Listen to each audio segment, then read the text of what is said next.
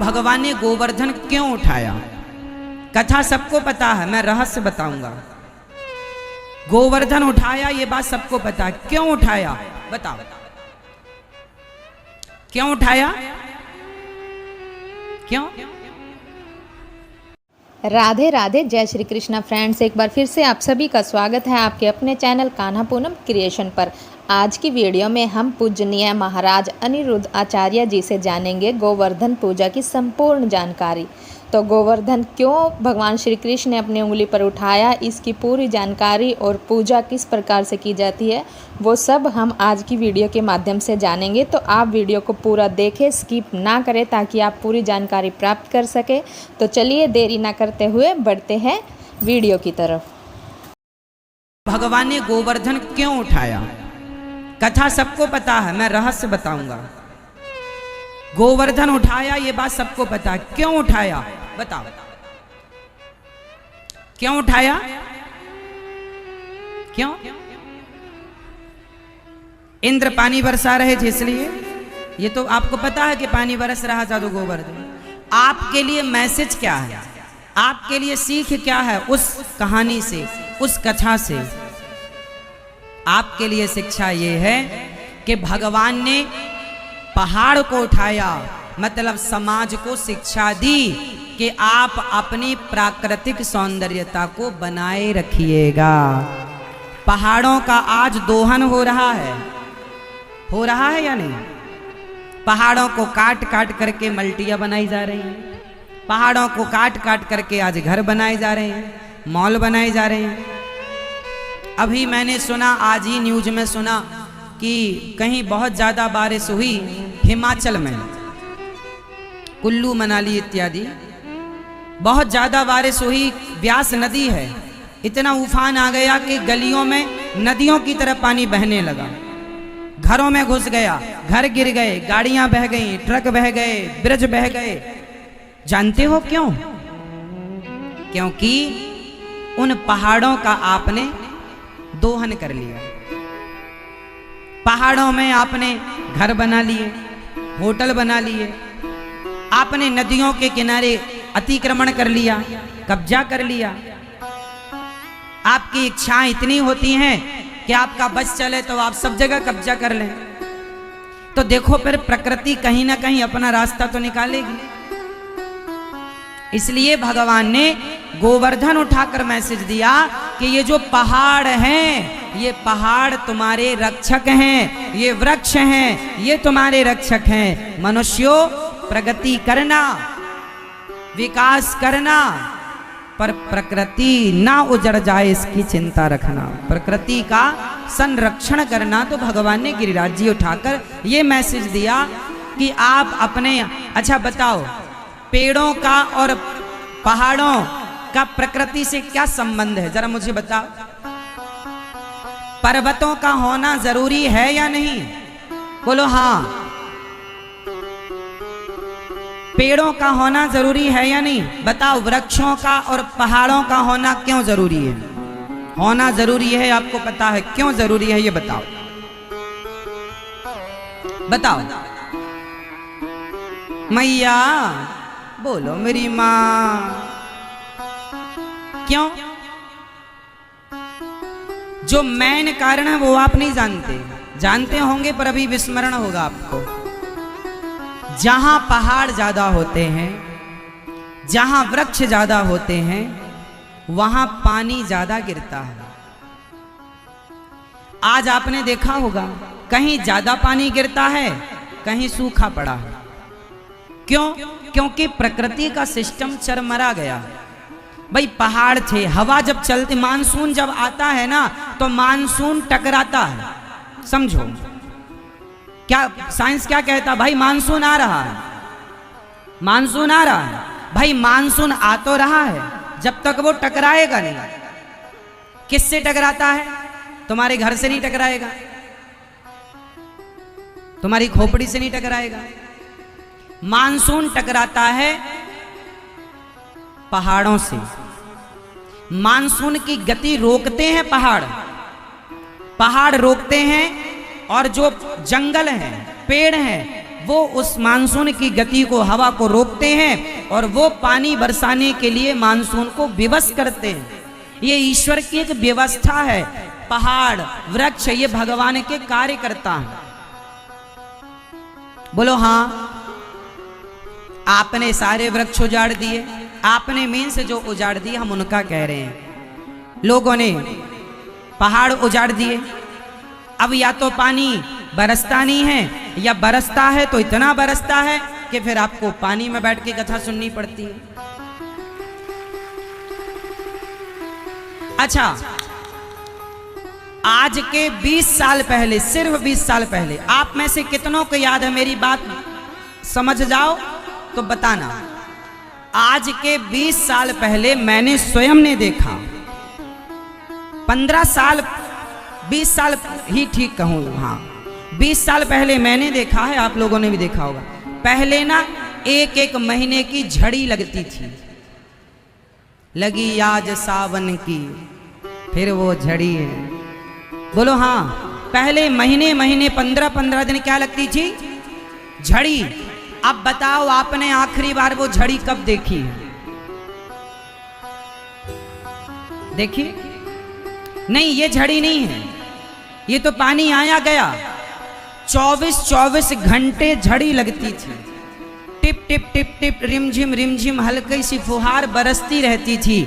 अच्छा एक बात बताओ, पानी बरसा और खत्म, इससे प्रकृति का लाभ नहीं है। अभी जो पानी मेरठ में गिरा वो कैसा गिरा? बहुत तेज गिरा, गिर के खुल गया, सारा पानी बह गया। पानी ऐसा नहीं गिरना चाहिए। पानी कैसा गिरना चाहिए? धीरे धीरे। धीरे धीरे पानी गिरने के लाभ क्या हैं?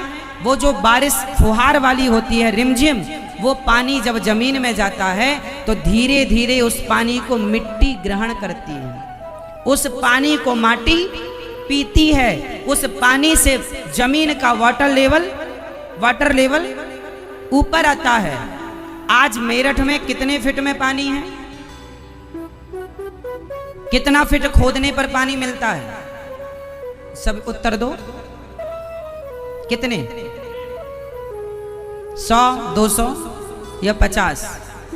200 फीट, 100 फीट,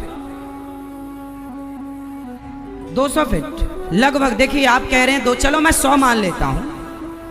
आज हमारे देश में बहुत सारे राज्य ऐसे हैं, शहर ऐसे हैं जहां 500 फीट खोदने पर भी पानी नहीं है, जहां 1000 फीट खोदने पर भी पानी नहीं है। बताओ 1000 फीट पानी नीचे चला गया। क्यों?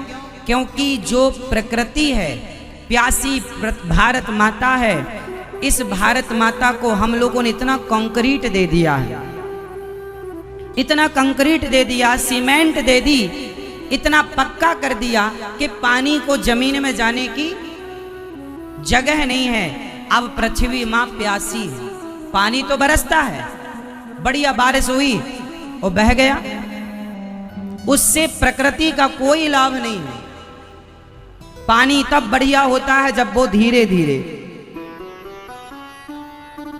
आप में से कितने लोगों ने वो झड़ी देखी है कि वो हफ्ते भर पानी बरसता ही रहता रहा, दिन रात झड़ी चल रही है, हल्की हल्की? आपने देखी कि नहीं?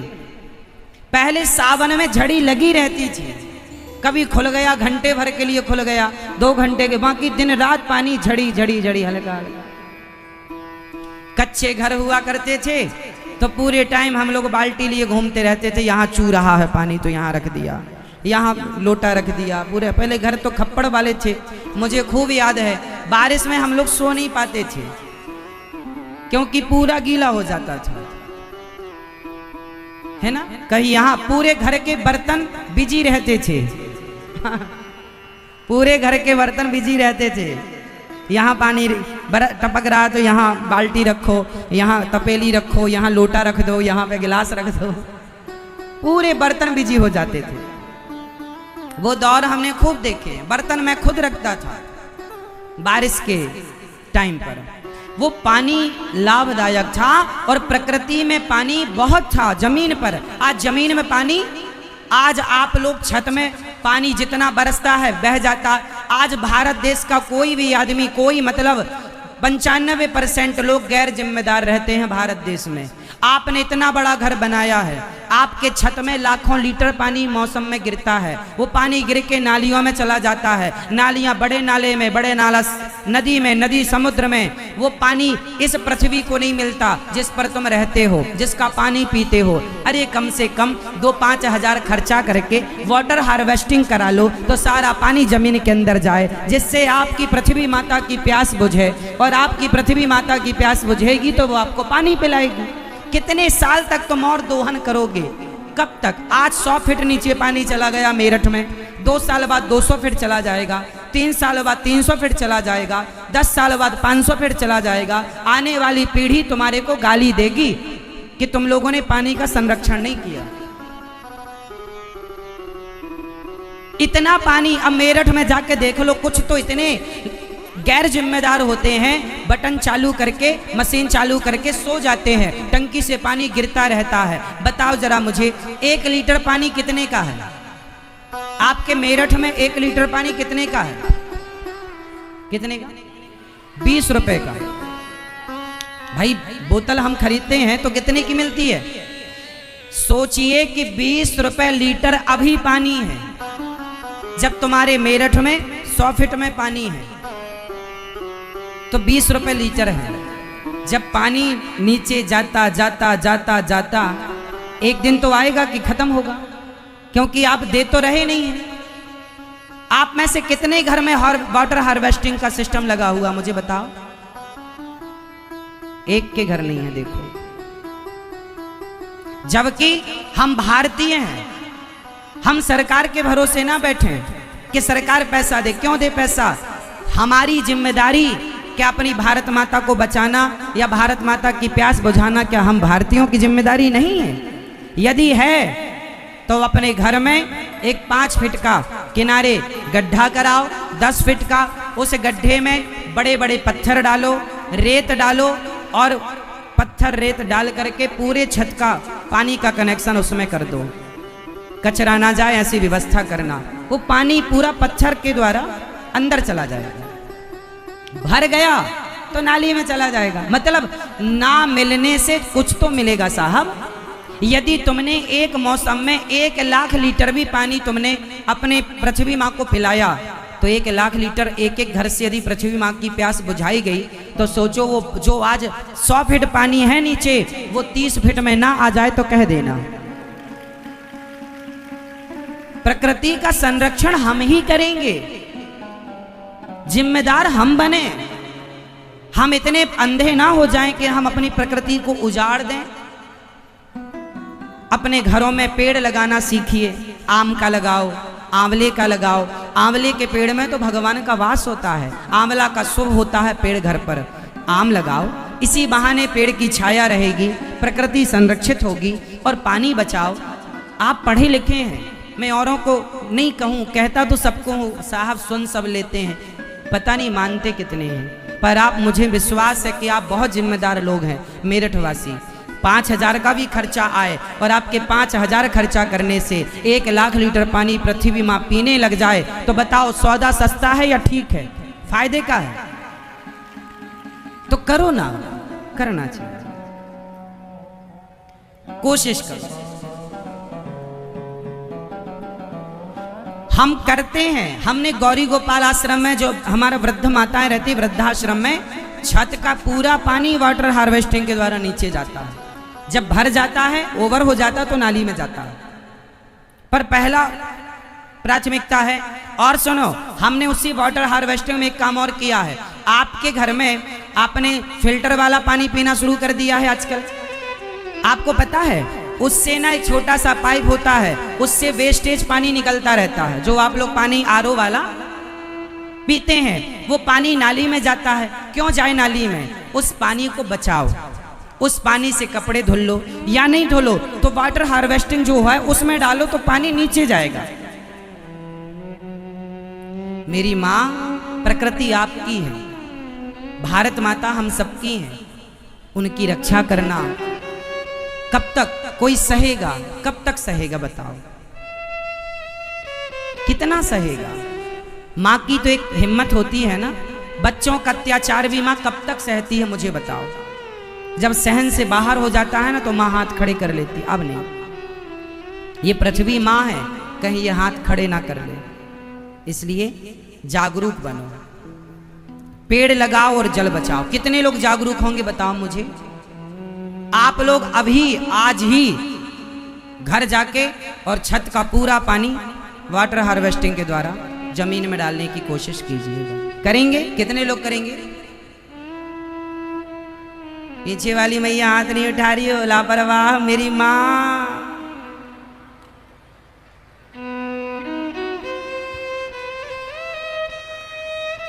भगवान ने गिरिराज जी उठा करके हमें क्या मैसेज दिया? पर्वतों की, वृक्षों की, इनकी रक्षा करना हमारा धर्म है। ये मैसेज देखो कितना गहरा मैसेज छिपा है, लेकिन तुम्हें समझ में नहीं आता। शिक्षा है। चलो एक चीज और छिपी है इसमें, बताओ। भगवान ने गोवर्धन उठाया। गोवर्धन का मतलब बताओ क्या होता? गोवर्धन का मतलब क्या है? गोवर्धन मतलब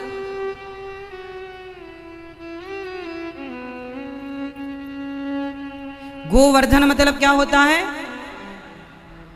गाय का वर्धन। गो मतलब गाय, गाय का वर्धन। भगवान कहते हैं कि जैसे मैंने गोवर्धन उठाया, तुम भी गाय का वर्धन करो और तुम भी गायों की सेवा करो।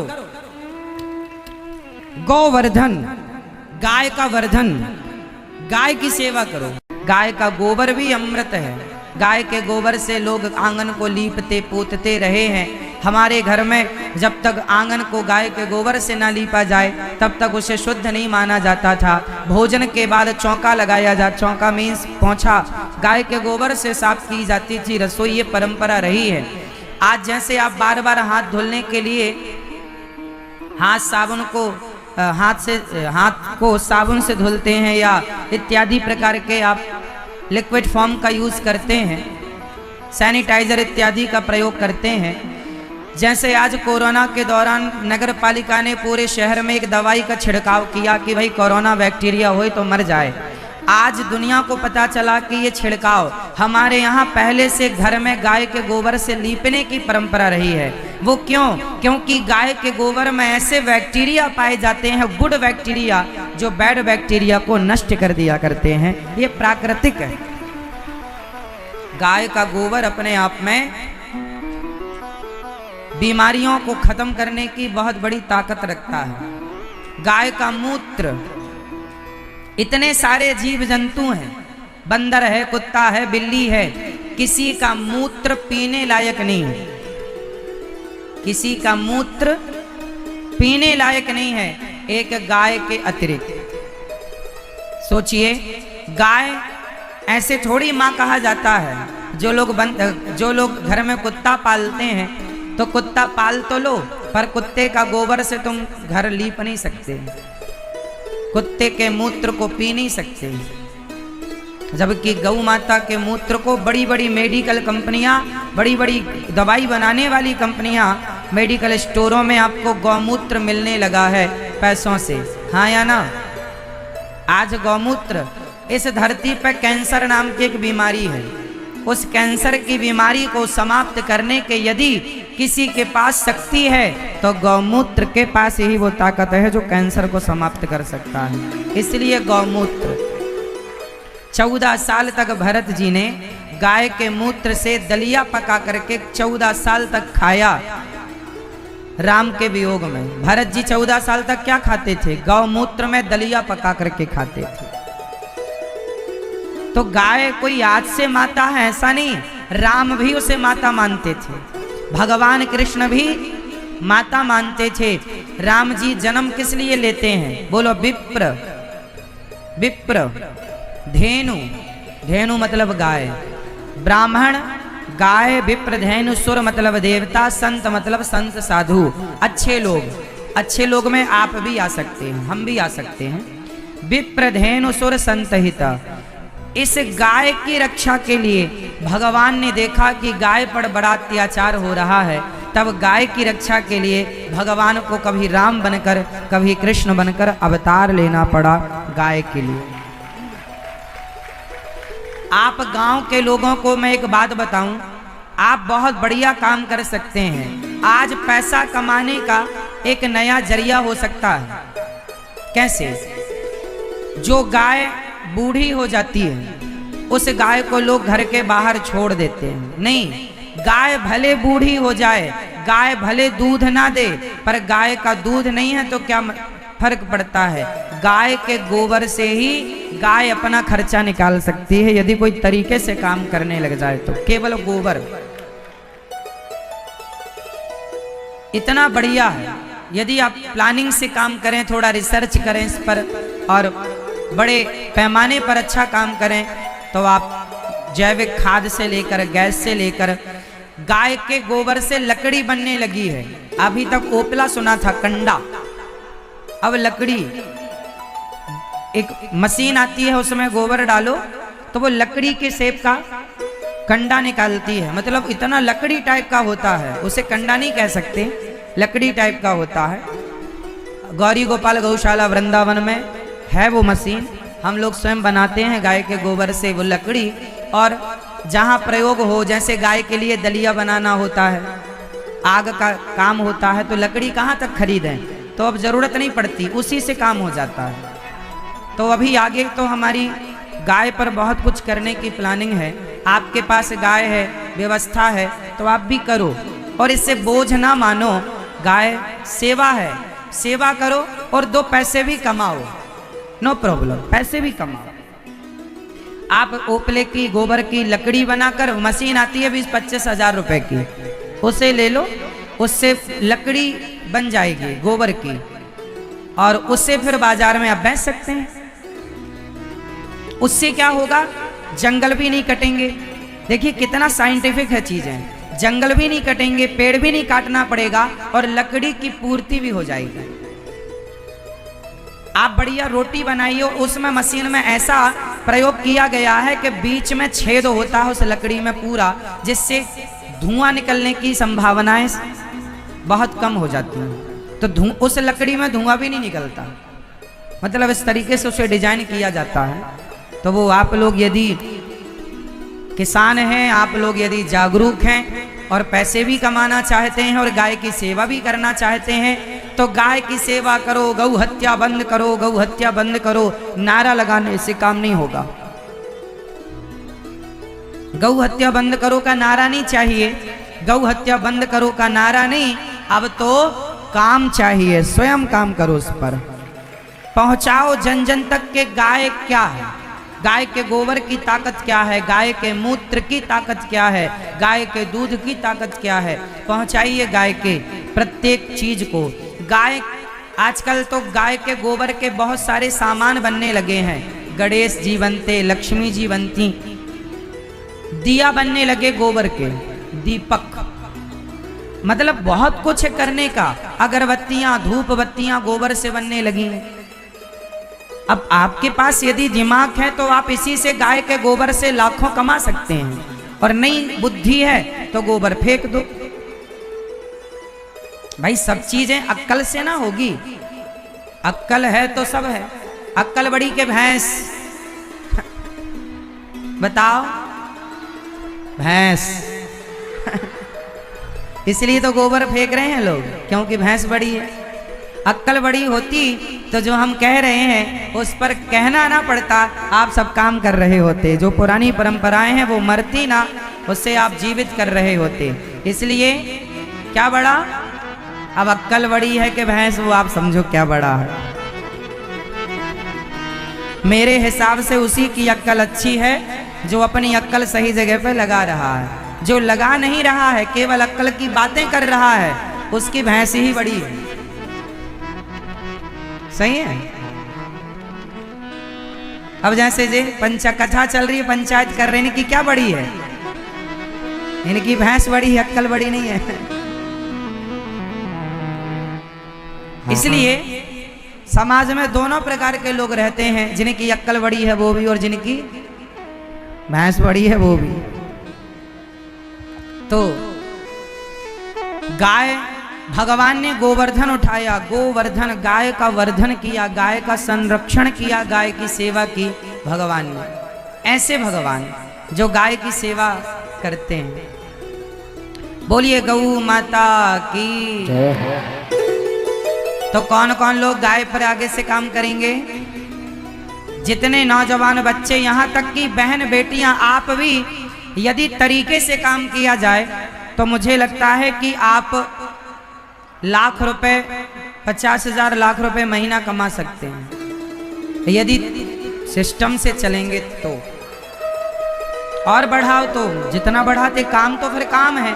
समाज में पैसे की कमी नहीं है, करने वालों की कमी है। हाँ या ना? गाय का दूध कितने रुपए लीटर है? आपके यहाँ दूध का क्या भाव है? 50 रुपए। 50 रुपए तो भैंस का होगा। शुद्ध देसी गाय का दूध, जो जानकार लोग हैं वो दूध, अच्छा भैंस का दूध और गाय का दूध एक ही होता है कि अलग अलग होता? बोलो। भैंस के दूध में वो शक्ति नहीं है जो गाय के। और गाय भी दो प्रकार की होती है, एक जर्सी गाय और एक देसी गाय। यदि आप देसी गाय पर काम करते हैं तो ज्यादा आपको लाभ होगा, क्योंकि देसी गाय का दूध आज मार्केट में एक तो मिलता ही नहीं। लोग 70-80 रुपए भी देने को तैयार हैं कि देसी गाय का दूध दे दो, तो 80 रुपए का दे दो, पर मिलता नहीं है। भैंस का और जर्सी गाय का मिलता है। एक गाय और होती है जिस गाय का दूध 250 रुपए लीटर होता है। बताओ वो कौन सी गाय है? बोलो। आपके शहर में गिर गाय है? एक गाय होती है मेरी माँ, ये गाय आप देखो गौरी गोपाल गौशाला में है, ये हमारी गंगा है। इस प्रजाति की जो गाय होती हैं जिसे गिर गाय कहते हैं, ये गिर गाय क्यों है? गुजरात के जंगल का नाम है गिरनार। उस जंगल में जब भगवान श्री कृष्ण द्वारिका से गए तो अपनी गायों को जंगल में छोड़कर चले गए। उस जंगल में रहने वाली गाय को गिर गाय कहा जाता है। और पूरी धरती में हर गाय से इस गाय का दूध इसलिए श्रेष्ठ होता है, इस गाय के दूध में गोल्ड की मात्रा होती है, सोने की मात्रा होती है। इस गाय का दूध, इस गाय का घी यदि बाजार में मिलेगा तो 5,000 10,000 रुपए लीटर मिलेगा। है ताकत खाने की। जबकि गाय की सेवा कर लो, हो जाएगी। आप लोगों ने गाय को यूं ही नकार दिया, अरे कोई कीमत ना। गाय का नंदी, उच्च कोटि का, उच्च क्वालिटी का नंदी आज भी 10-10 लाख रुपए का एक नंदी है। 10 लाख रुपए का एक नंदी, सिर्फ नंदी। अब तुम जानो क्या? तुम तो भैंस का दूध पीने वाले, क्या जानो कि गाय क्या होती है? कहावत तो सुना होगा, चुटकी भर सिंदूर की कीमत तुम क्या जानो। बस वही है, भारतीय नस्ल की शुद्ध गाय की कीमत तुम क्या जानो। तो गाय के बारे में रिसर्च करो, पता चलेगा। शुद्ध गाय क्या होती है? देसी गाय और देसी नंदी, शुद्ध क्वालिटी का नंदी और शुद्ध क्वालिटी की गाय के जो बछड़े और बछियां होंगे वो श्रेष्ठ नस्ल कहलाती है। और उस नस्ल की आपके शहर में शायद उस क्वालिटी की गाय देखने को भी ना मिले जिस गाय की हम बात कर रहे हैं। कभी वृंदावन आना, गौरी गोपाल गौशाला आना, वहां हम आपको शुद्ध गाय और शुद्ध नंदियों का दर्शन कराएंगे, जो नंदी अपने आप में नंदी हैं और गाय गाय है। आना कभी। गाय क्या होती है देखना, तो शुद्ध देसी गाय पर काम करो। गिर गाय आप रखो तो जो गिर गाय का दूध पीते हैं, ये मेरी रिसर्च नहीं, डॉक्टरों की रिसर्च है, जो गिर गाय का दूध पीते हैं उन्हें हार्ट अटैक नहीं आ सकता। हार्ट अटैक से 99% ये दूध आपकी रक्षा करता है। ना ब्लड प्रेशर हाई, ना ब्लड प्रेशर लो। पहले के लोग बीमार नहीं पड़ते थे, क्यों? क्योंकि दूध पीते थे, शुद्ध गाय, शुद्ध दूध।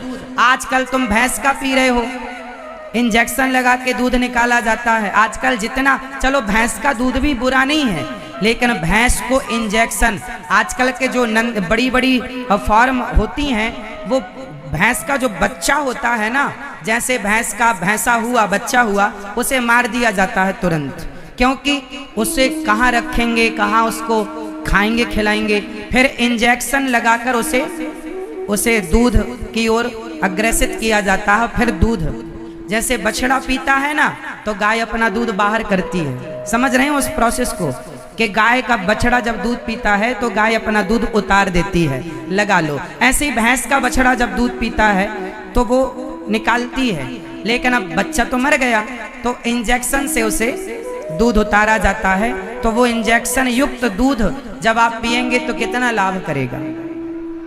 इसके लिए एक ही उपाय है कि आप सब अपने अपने घर में कम से कम एक गाय इसलिए रखें कि आप कम से कम इस चकाचौंध की दुनिया में, बड़ी गाड़ी बड़े बंगले की दुनिया में शुद्ध दूध तो पीने को मिल जाए आपको। वरना सब ठीक है आपके पास, पर खान पान शुद्ध नहीं है ना। आप शुद्ध, आप बाजार से दूध खरीदते हैं, क्या गारंटी कि ये सही है?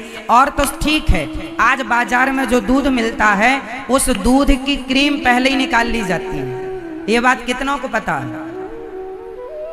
दूध का जो क्रीम मीन्स उसका जो विशेष तत्व है वो पहले ही निकाल, जैसे जिससे घी बनाया जाता है। फिर जो दूध तुम्हें मिलता है बाजार का 50 रुपए लीटर, उसकी क्रीम निकली हुई होती है, उसका मैन तत्व तो निकाल लिया जाता है, उससे फिर घी बना के बेचते हैं वो लोग, और आपको छाछ जैसा दूध जिससे कोई लाभ नहीं है, केवल दिखने में वाइट है, सफेद है, बाकी तत्व सारे खत्म।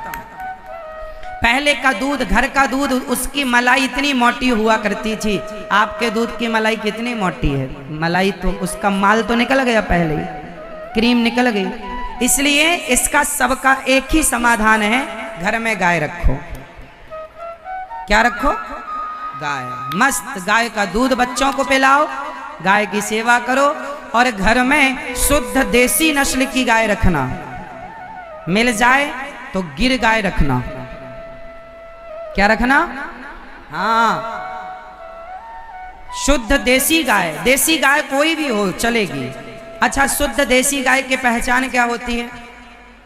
देसी गाय की पहचान होती है उसके पीछे, यहाँ पीठ पर बड़ा सा निकला होता है ऊपर की, जिसका जितना ऊंचा बड़ा वो निकला रहेगा वो उतनी शुद्ध गाय। और नीचे यहाँ गर्दन में बहुत सारा रहता है, हाथ फेरो गाय ऊपर मुंह करती है। कुछ गाय होती है जिसके यहाँ प्लेन होता है, कुछ भी मांस नहीं होता। जिस गाय के लंबा यहाँ लटका होता है मांस, चमड़ा, वो गाय शुद्ध होती है।